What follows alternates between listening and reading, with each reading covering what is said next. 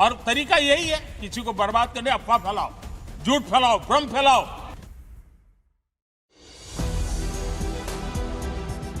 नमस्कार, मैं हूं संजय शर्मा। आप देख रहे हैं 4 PM न्यूज नेटवर्क। एक बहुत सुंदर शेर है। वो झूठ बोल रहा था इतने करीने से, वो झूठ बोल रहा था इतने करीने से, मैं भला एतवार ना करता तो क्या करता। जो राज्यसभा में प्रधानमंत्री जी का भाषण सुन रहा था मैं, तो मुझे बड़ा हैरानी हुई कि प्रधानमंत्री जी इतने कॉन्फिडेंस के साथ, इतने भरोसे के साथ आखिर झूठ कैसे बोल लेते हैं। और उनको ये यकीन कैसे हो जाता है कि देश की जनता 2014 से उनके इतने सारे झूठ देख चुकी है और फिर एक बार उन पे यकीन कर लेगी। एक लंबा पहाड़ है उनकी बातों का, उनकी बातों की श्रृंखलाओं का, जो सिर्फ झूठ और सिर्फ झूठ है। जब टीवी पे चलना शुरू हुआ प्रधानमंत्री जी का भाषण, तो ऊपर लिख कर आया 400 सीटें जिताने वाला प्रधानमंत्री का भाषण। अभी भाषण शुरू नहीं हुआ है, पहली लाइन बोल रहे हैं, माननीय अध्यक्ष जी बोल रहे हैं, ऊपर से चलना शुरू हो गया 400 सीटें जिताने वाला प्रधानमंत्री मोदी का भाषण। अब क्या, ये जो टीवी चैनल वाले थे, गोदी मीडिया, मैंने 2-3 चैनल लगाए, सब पे सेम लाइन चल रही थी। तो मैं समझ गया कि प्रधानमंत्री जी के बहुत ताकतवर अफसर हैं हरेंद्र जोशी जी। कहा जाता है कि टीवी चैनलों को वो संपादकों को लिख के भेजते हैं कि आपको खबर कौन सी चलानी है और खबर के ऊपर पट्टी कौन सी चलानी है।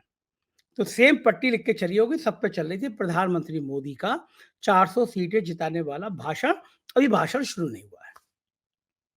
फिर मुझे लगा ये 400 सीटें, 400 सीटें, 400 सीटें कहाँ क्यों जा रहा है।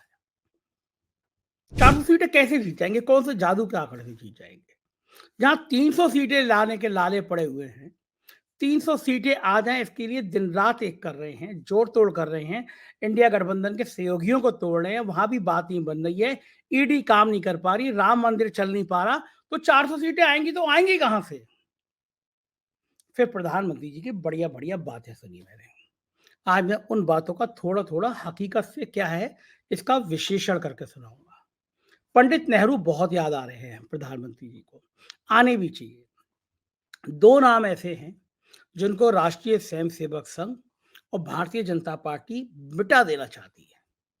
वो जानती है कि ये दो नाम जब तक भारत की आत्मा में बसेंगे, भारत के लोगों के जहन में बसेंगे, तब तक भारत में सेकुलर ताकतें मजबूत रहेंगी, गंगा जमनी तहजीब मजबूत रहेगी और दाल गलेगी नहीं। पंडित नेहरू के भाषण का जिक्र उन्होंने, प्रधानमंत्री जी ने, लोकसभा में भी किया, आज राज्यसभा में भी किया। पहले कहा कि प्रधानमंत्री नेहरू कहते थे कि भारत के लोग आलसी हैं। आज कहा कि पंडित नेहरू चाहते थे कि आरक्षण ना मिले। पंडित नेहरू, पंडित नेहरू, पंडित नेहरू।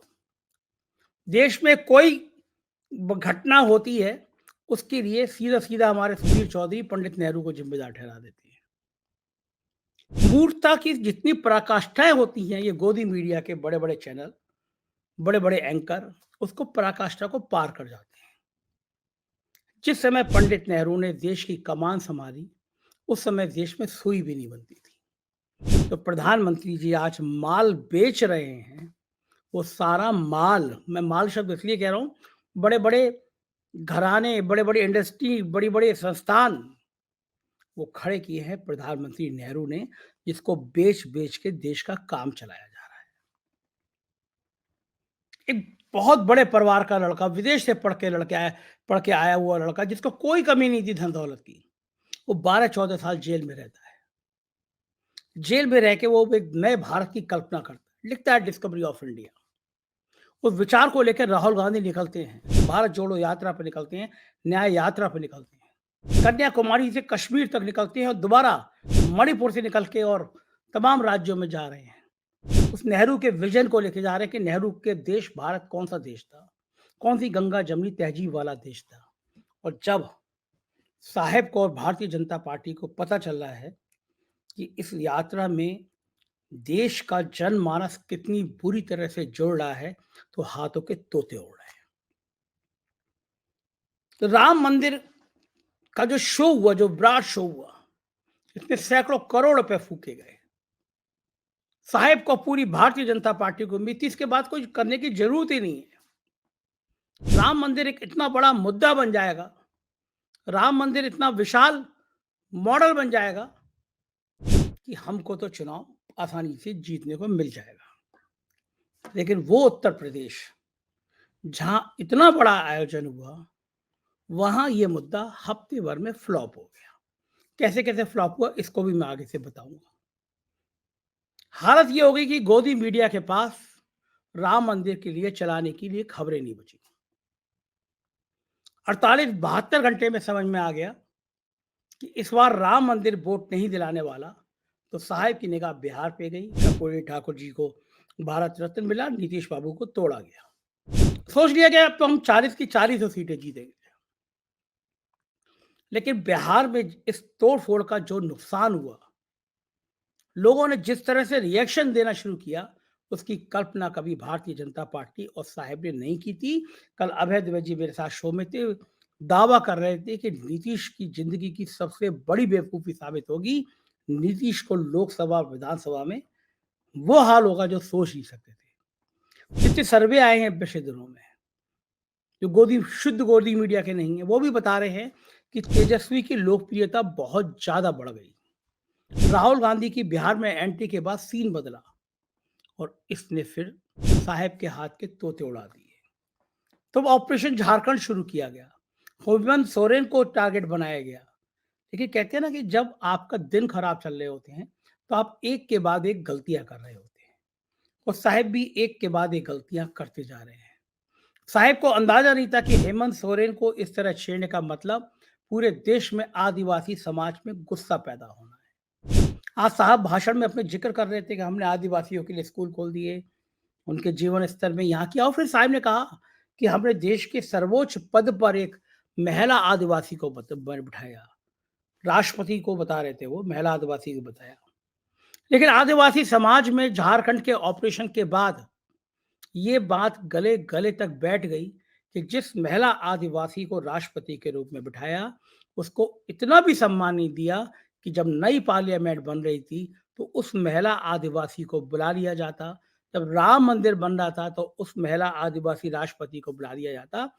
तब सवाल उठा कि क्या आदिवासी समाज की ये नियुक्तियां, ये तैनातियां केवल मुखौटा भर है।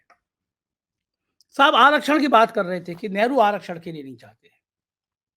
ये साहब जो एक एक करके औद्योगिक घराने को समर्पण कर रहे हैं, देश के सरकारी संस्थानों को समर्पण कर रहे हैं, क्या वहां आरक्षण बच रहा है?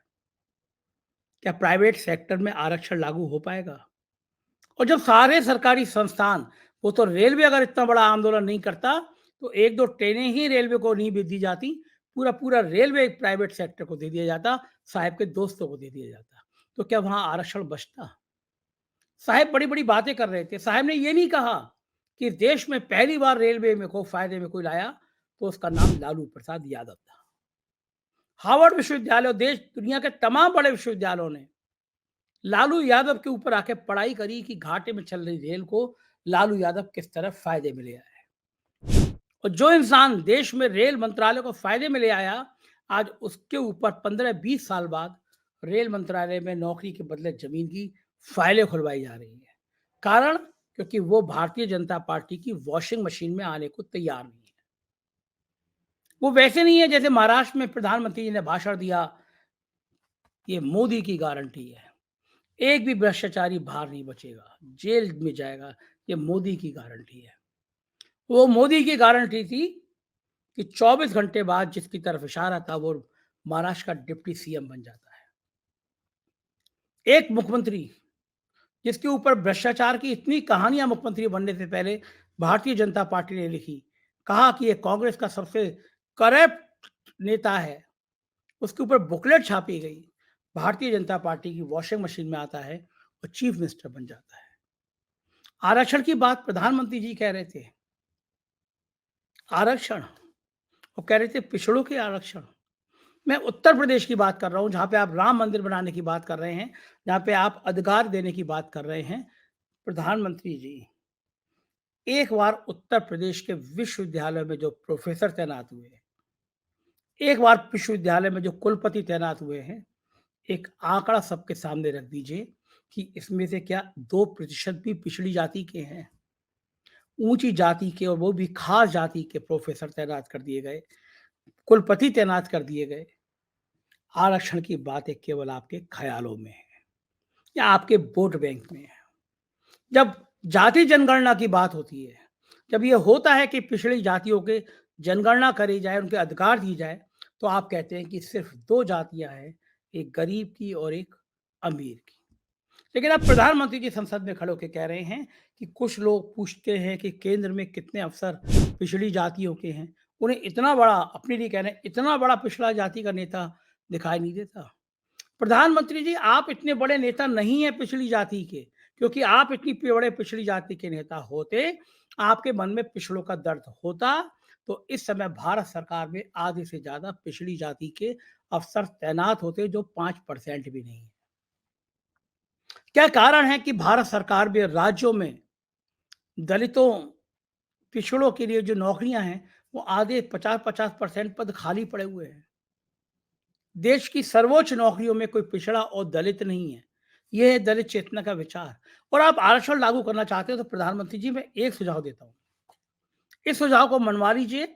मेरे जैसा पत्रकार भी आपकी तारीफ करेगा और बाकी समाज में बड़ा अच्छा संदेश जाएगा कि आप वाकई में पिछड़ों के, आप दलितों के उत्थान की बातें करते हैं, उनके सामाजिक सरोकार की बात करते हैं, उनको जोड़ने की बात करते हैं। एक काम कर दीजिए, राष्ट्रीय स्वयंसेवक संघ का संघ प्रमुख किसी दलित को बनवा दीजिए, किसी पिछड़ी जाति के व्यक्ति को बनवा दीजिए।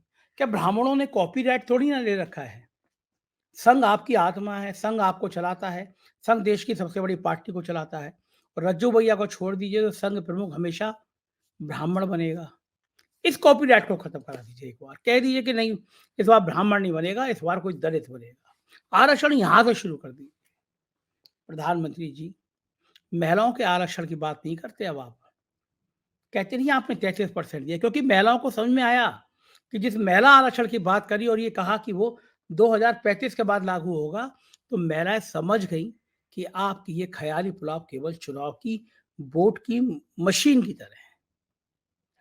आज भी राज्यसभा में प्रधानमंत्री जी कह रहे थे मोदी जी की गारंटी है, ये मोदी की गारंटी है।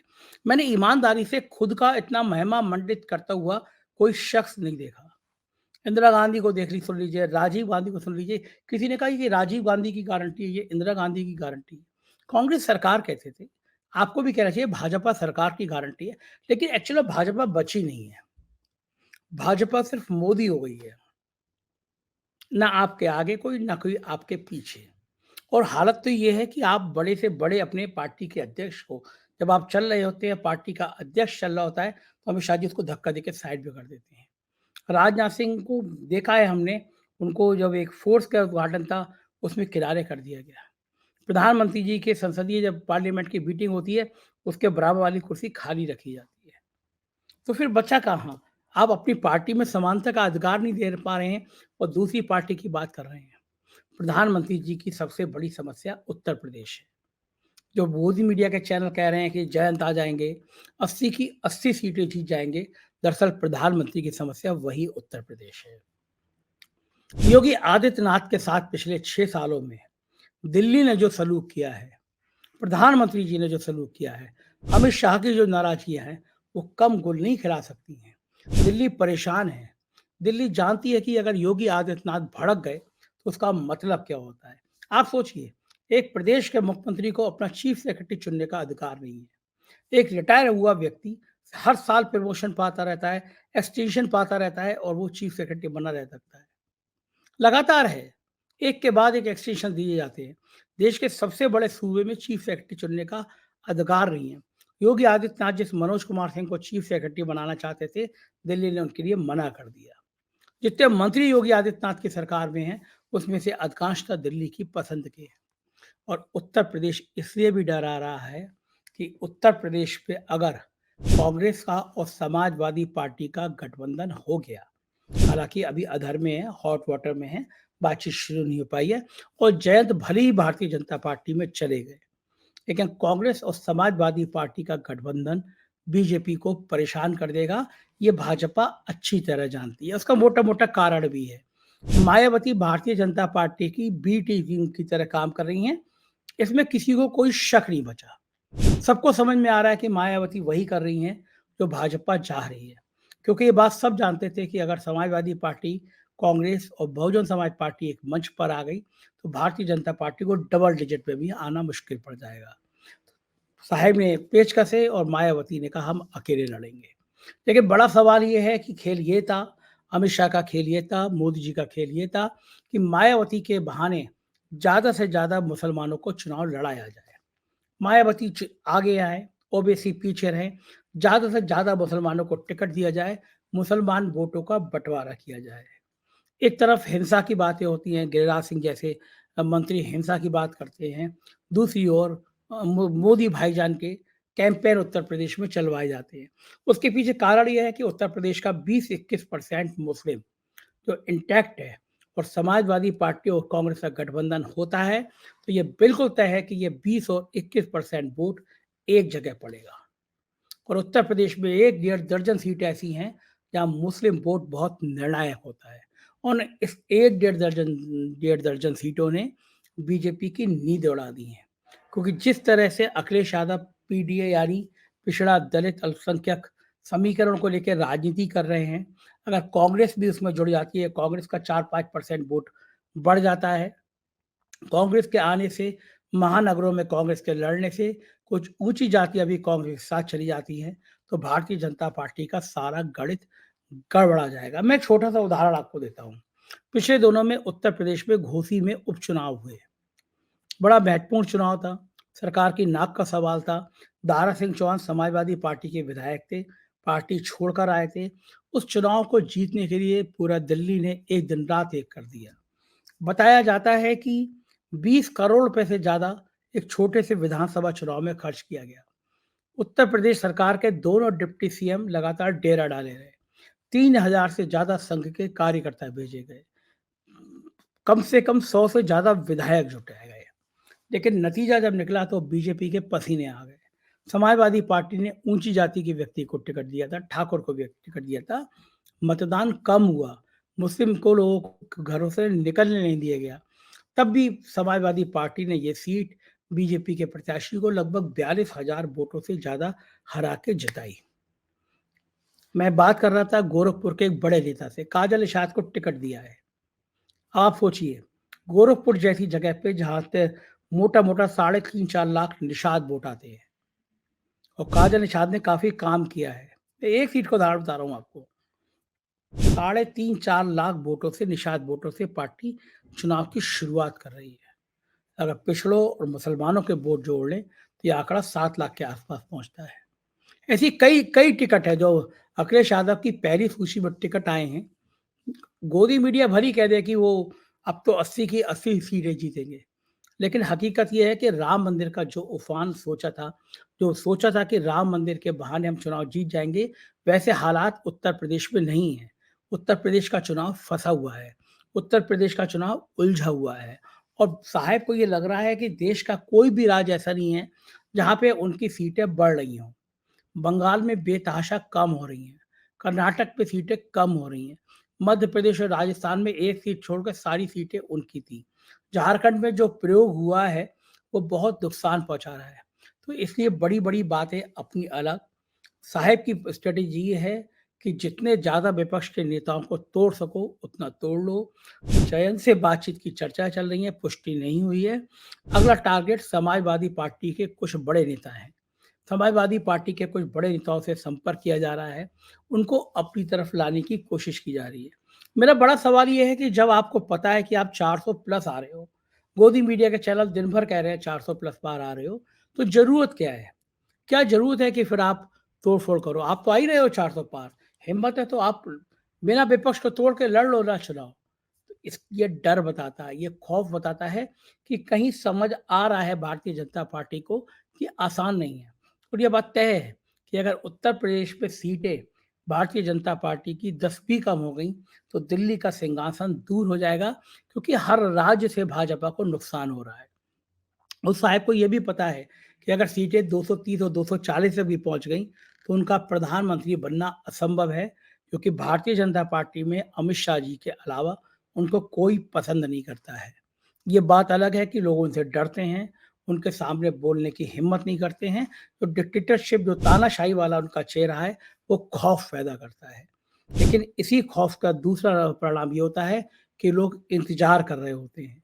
हमने इतिहास के पन्नों में पढ़ा है जब कोई तानाशाह डूब रहा होता है, कमज़ोर हो रहा होता है, तो फिर उसके ऊपर हमले भी उतने तेज़ हो जाते हैं। नेपोलियन से लेकर हिटलर तक की तमाम इतिहास की कहानियाँ हमको बताती हैं कि तानाशाहों का अंत आखिर में बहुत बुरा होता है। 2 महीने बचे हैं चुनाव की चौसर बिछी रहेगी। चुनाव में तरह-तरह की जंग लड़ी जाएगी। हम हर जंग का खुलासा करेंगे। हमें पता है कि आने वाले 2 महीने हमारे लिए भी परेशानी भरे हैं। इनडायरेक्ट धमकियाँ शुरू हो चुकी हैं, लेकिन हम अपने सच का निर्वहन करते रहेंगे। जो भी होगा वो आपको ज़रूर बताते रहेंगे। आपसे रिक्वेस्ट है, चैनल को जॉइन कीजिएगा, सब्सक्राइब करिएगा, देखते रहिएगा 4 पीएम न्यूज़ नेटवर्क। हमारे राज्यों के चैनल हैं 4 PM UP, Bihar, Gujarat, Maharashtra, Rajasthan, Karnataka, Madhya Pradesh, 4 PM Bollywood, उन्हें भी सब्सक्राइब करिएगा।